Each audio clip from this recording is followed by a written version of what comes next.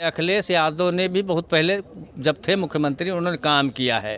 102 ambulance, 108 और 112 number police की गाड़ी, ये सब व्यवस्थाएं उसी की हुई हैं। लैपटॉप बांटा बच्चों को। लेकिन अब तमाम चीज़ें आ जाती है, कहीं धर्म पे ध्रुवीकरण हो जाता है, कहीं जातियों पे ध्रुवीकरण हो जाता है, उसी में वो चले गए। या कुछ थोड़ा सा कुछ लोग हैं ऐसे जो उसका नाजायज़ फ़ायदा उठाते हैं। अब यहाँ पर जब कोई कैंडिडेट आएगा समाजवादी का, उसको हम वोट देंगे। अगर वो गधा के गले में हन कंठी पहिरा दे निशान के, हम उसको वोट दे देंगे। उसका नसीब जाने। लेकिन सीधा काम है भैया, हम इनसे कुछ 100 के 100 पैसा नहीं है और ना हम इनका कुछ कहते नहीं है। नमस्कार, आप सभी का स्वागत है इन टुडे पर। मैं हूं आपके साथ मोहम्मद खालिद खान। आज हम जिला अयोध्या की विधानसभा और रुदौली विधानसभा में खड़े हैं, जहां से लगातार सपा की सीटें हुआ करती थीं। और इस बार 2 बार यहां से बीजेपी है, रामचंद्र यादव विधायक है। हम बात करेंगे रुदौली की जनता से कि इस बार जो 2022 का जो चुनावी मुद्दा है वो किस चीज़ पे होगा, विकास पे, रोजगार पे, नौकरी पे या कि धर्म पे। इसके लिए हम चर्चा करेंगे। आज होटल पे हमारे साथ कई लोग बात करने के लिए मौजूद हैं। चाचा ये बताइए कि क्या नाम है आपका? रामविलास सिंह। किस गांव से हैं आप? हम एक गांव धमौरा के रहने वाले हैं।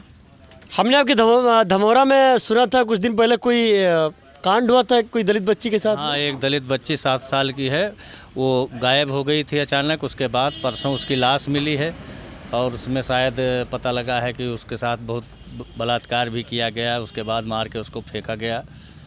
बीजेपी तो कहती है कि आप दूरबीन लगा के दूर दूर तक देखेंगे तो आपको गुंडा नहीं दिखेंगे। हाँ, वो तो कहेंगे ही। उनका तो कहना है ये कि हमारे यहाँ सबसे अच्छी जो है सुरक्षा व्यवस्था है, लेकिन ऐसा है नहीं, ऐसा दिखता नहीं है। क्योंकि इनकी सरकार में आप खुद ही देख रहे हैं कि कितने इस तरह के कांड हो चुके हैं। हाथरस में देख लीजिए आप, वहाँ किस तरह से हुआ। उसके बाद में गोरखपुर का कांड देखिए मनीष गुप्ता का।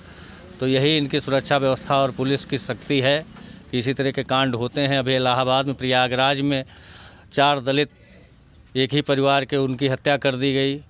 तो सभी राजनीतिक पार्टियां कहती हैं कि हमारे यहाँ सुरक्षा व्यवस्था, न्याय व्यवस्था सब बहुत अच्छी है, लेकिन दिखाई नहीं देता है ग्राउंड पे। चलिए ठीक है, चर्चा शुरू करते हैं। इस बार जो चुनावी माहौल है वो किस चीज़ पे डिपेंड है उत्तर प्रदेश का?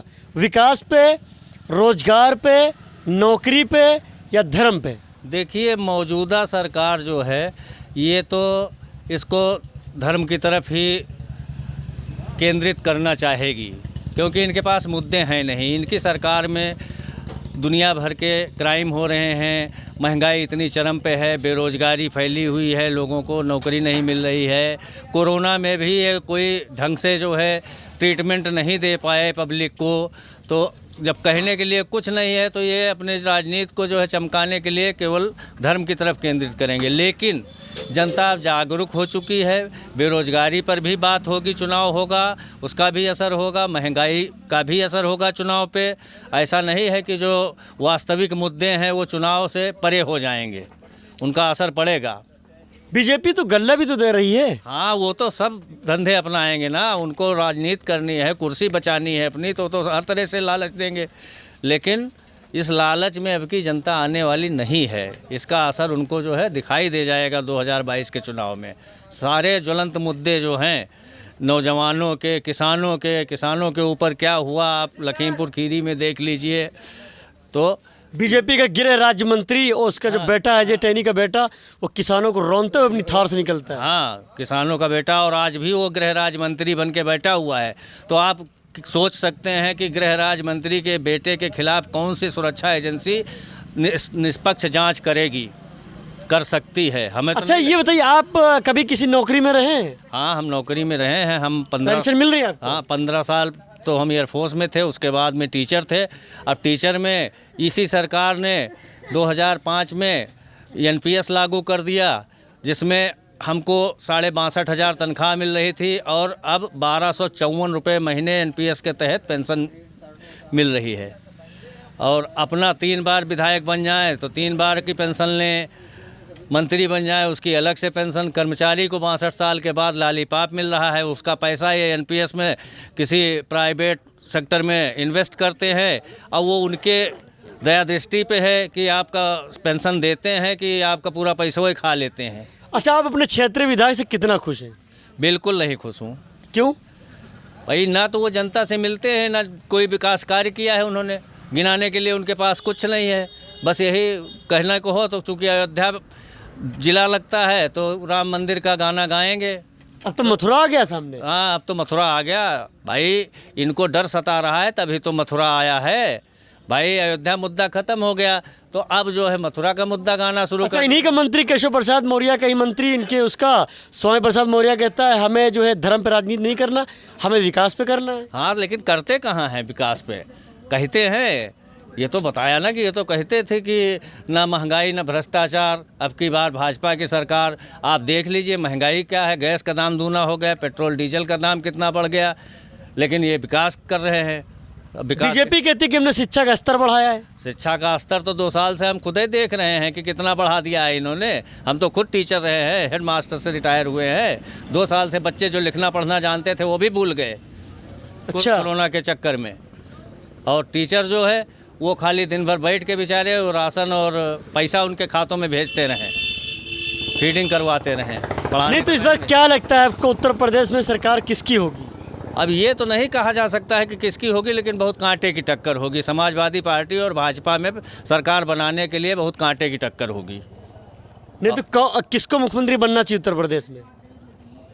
अब वो तो हमारे बनाने से थोड़ा ही होगा। देखिए, अखिलेश यादव ने भी बहुत पहले जब थे मुख्यमंत्री उन्होंने काम किया है। 102 एम्बुलेंस, 108 और 112 नंबर पुलिस की गाड़ी, ये सब व्यवस्थाएं उसी की हुई हैं। लैपटॉप बांटा बच्चों को। लेकिन अब तमाम चीज़ें आ जाती है, कहीं धर्म पे ध्रुवीकरण हो जाता है, कहीं जातियों पे ध्रुवीकरण हो जाता है, उसी में वो चले गए। या कुछ थोड़ा सा कुछ लोग हैं ऐसे जो उसका नाजायज़ फ़ायदा उठाते हैं तो गुंडाई करना शुरू कर दिए, तो थोड़ा सा बदनामी सरकार की आ गई। नहीं तो अखिलेश पढ़े लिखे हैं और अच्छी सरकार चला रहे थे। क्या आपको लगता है इस बार रुदौली विधानसभा से सपा की सीट निकलेगी?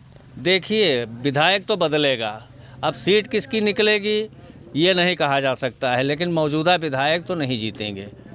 जनता रुदौली के मौजूदा विधायक, हाँ, रुदौली के मौजूदा विधायक जी की ख्याति जो है वो ठीक नहीं है।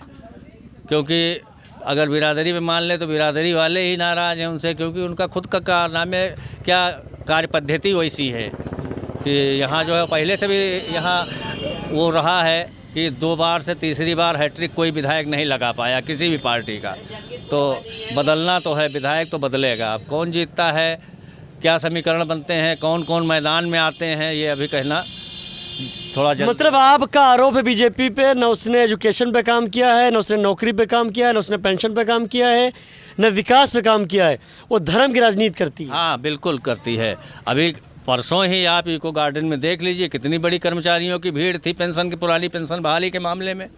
और उस पर ये सुनते नहीं हैं। किसानों का आप देख रहे हैं कि 1 साल से ये किसान विरोधी बिल जो लेके आए थे तो उनको मुँह की खानी पड़ी ना। वो बताइए कि थूक के चाटना पड़ा, बता रहे हम समझा नहीं पाए। यही बात आप 1 महीने के अंदर समझा सकते थे। 1 साल के बाद अचानक आप उनको वापस ले रहे हो। जब आपने खतरा देखा कि सरकार जाने वाली है, यहाँ चुनाव है, तो आप बिल वापस ले रहे हो। तो ये तो कोई बात नहीं। किसान तो नाराज है ना। हाँ, किसान तो नाराज है ही है। किसान ऐसे थोड़े मानेगा भाई। आज तुम वापस ले रहे हो, आप अभी पूरा बहुमत में हो, कल जो है चुनाव हो जाए फिर से जो है बिल पास कर दो। चलिए, और भी हमसे यहाँ पे लोग बात करने के लिए मौजूद हैं। दादा, क्या हाल चाल है? ठीक है, बढ़िया है भैया। कहाँ के रहने वाले हैं? धमौरा से। क्या नाम है आपका? मालिक राम साहेब। मालिक राम साहेब। हाँ। तो मालिक राम साहब, ये बताइए कि इस बार जो रुदौली की जो जनता है वो किसकी तरफ मूड बनाए है, सपा, बीजेपी या बसपा? आषाढ़ के दमगरा गिरा है साहेब, अब मुँह से सब निकले हैं बिलबिलाए के, तब कहूँ न कहूँ छिपे का अपना आशियाना बनाएंगे ज़रूर।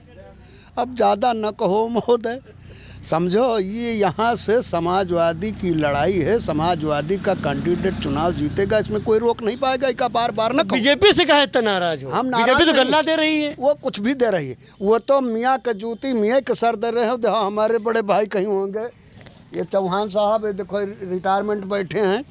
और मेरी माँ भी, मेरे पिताजी रेल में थे। 2460 रुपये महीना 1.5-2 साल से कट रहे हैं लोगों के। 7,86,788 कर्मचारी रेल का रिटायरमेंट है। रिटायरमेंट और जो वर्तमान कर रहा है उसकी कोई लेखा जोखा सरकार। अच्छा, योगी सरकार में बीजेपी ने तो राम मंदिर दिया है। मंदिर दिया है, इसने इन्होंने मंदिर नहीं दिया है। मंदिर तो जन्म जन्मांतर का भगवान वहाँ पैदा हुए हैं, इन्होंने भगवान को पैदा तो किया नहीं। प्रभु श्री राम जी तो यहाँ पर खुद मानव रूप में अवतार लिए, क्या इन्होंने पैदा तो किया नहीं। और यह महाराज राजा विक्रमादित्य ने भी इसको बनवाई है, जिसका इतिहास गवाह है। बीजेपी इसका सिर्फ फायदा उठा रही है। इसका इन्होंने यानी इधर से उधर करके अपना मौके का फायदा लिया और जनता का वही में बेवकूफ़ बनाए। अच्छा, अपने क्षेत्रीय विधायक साहब कितना खुश हैं? हम खुश तो नहीं हैं इनसे 100 पैसा। आप चाहे का छाप दियो जो कुछ करे कोई कर दिए हैं, हमारे झाँटे खड़ियों फिर और का हुई हमारा का गाली गाय बकरे हैं। हाँ, हम 100 पैसा नहीं इनसे खुश हैं। खुश नहीं है? हाँ हाँ। तो इस बार सपा का कैंडिडेट या बीजेपी का या कांग्रेस का, ये क्या लगता है कि यहाँ पे कौन बाजी मारेगा? अब यहाँ पर जो कोई कैंडिडेट आएगा समाजवादी का, उसको हम वोट देंगे। अगर वो गधा के गले में ही कंठी पहरा दे निशान के, हम उसको वोट दे देंगे। उसका नसीब जाने। लेकिन सीधा काम है भैया, हम इनसे कुछ 100 के 100 पैसा नहीं है और ना हम इनका कुछ कहते नहीं है। यहाँ की जो जनता है रदौली की, वो यहाँ के जो क्षेत्रीय विधायक है उनसे बार बार ये कंप्लेन कर रही है और जनता अपनी बात रख रही है आके मीडिया के सामने कि यहाँ के हम क्षेत्रीय विधायक से खुश नहीं हैं। यहाँ पे लोगों ने हमसे बात की और यही कहा कि इस बार विधायक बदलेगा, कौन होगा ये नहीं पता। और यहाँ पे अपने अपने लोग तर्क रख रहे थे, ये इनके निजी तर्क थे, ये अपनी अपनी बातें रख रहे थे। लोगों का यहाँ पे ये भी मानना है कि बीजेपी ने जिस तरह से अपना डंका पीटा है कि हमने शिक्षा पे काम किया है, रोजगार पे काम किया है, विकास पे काम किया है, इस तरह का यहाँ की जनता कह रही कि कोई काम नहीं किया है। मोहम्मद खालिद खान, हिंद टुडे, अमरीश कुमार के साथ, अयोध्या।